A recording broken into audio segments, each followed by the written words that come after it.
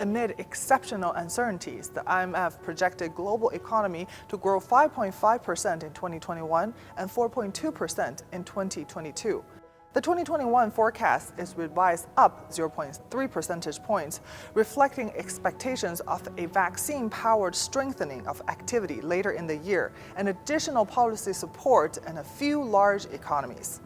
Chinese economy is expected to grow 8.1% for 2021 and 5.6% for 2022. The projected growth recovery this year follows a severe collapse in 2020 that has had strong adverse impacts on women, youth, the poor, the informally employed, and those who work in contact-intensive sectors.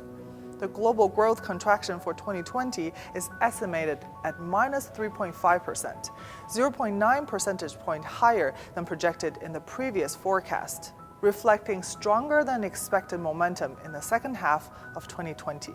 The strength of the recovery is projected to vary significantly across countries, depending on access to medical interventions, effectiveness of policy support, exposure to cross-country spillovers, and structural characteristics entering the crisis. The IMF suggests that policy actions should ensure effective support until the recovery is firmly underway, with an emphasis on raising potential output, ensuring growth that benefits all, and accelerating the transition to lower carbon dependence. A strong multilateral cooperation is also required to bring the pandemic under control everywhere.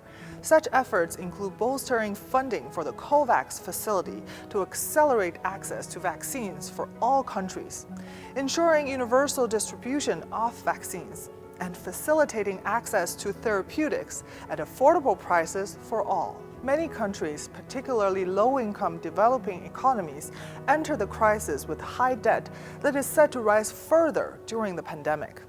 The IMF says the global community will need to continue working closely to ensure adequate access to international liquidity for these countries.